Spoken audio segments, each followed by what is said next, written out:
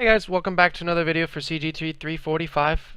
Again, this is another video for the Garden Drifter game. Just going more into detail about the vehicle blueprint, just, doing quick snippets over each kind of part of the things I modified on the vehicle. That way you don't have just this huge one long video. Anyways, last video we talked about the drifting or portion, or what allowed me to drift, and how we created that. Now for this video we're going to talk about a couple other things real quick.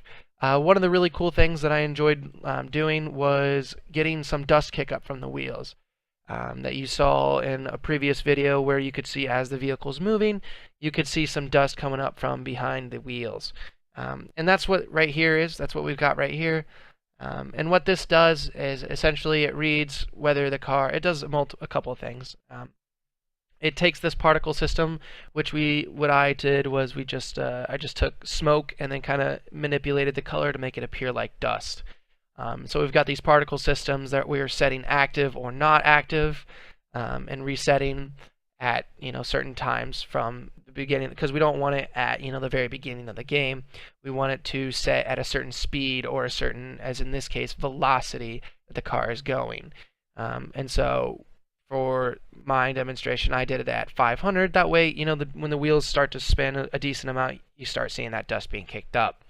Also, right here, what you see is in air, just to identify whether the car is in the air or on the ground. Because obviously, if your car is in the air, you're not going to be kicking up dust. And so we had to get the wheels in order to determine whether the wheels were touching the ground or were in the air.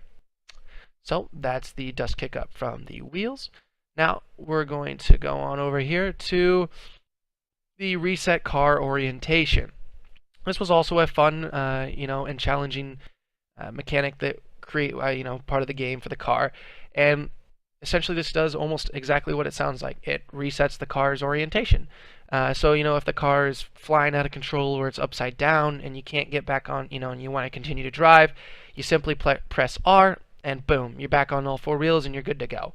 Now what this does is essentially, or not essentially, it does, when you press R, it's going to stop your velocity, both linear and angular.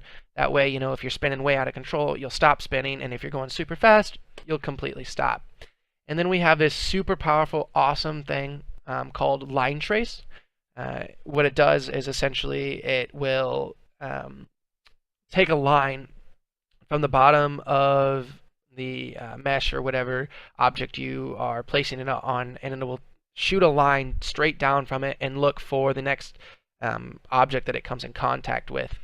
And by doing that, that allows us to be able to put the car back down on the ground versus just resetting in the air.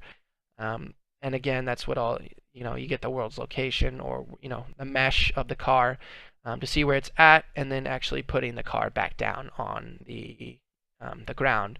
So this is the reset car orientation modifications. And yep, I'm gonna move on. Next up, and finally, we've got our coin collector. What this is it just notifies if you've collected coins, and adds to that collection. So thanks again, guys, for watching another video for CGT 345 for my Garden Drifter game. And I'll catch you guys next time. Adios.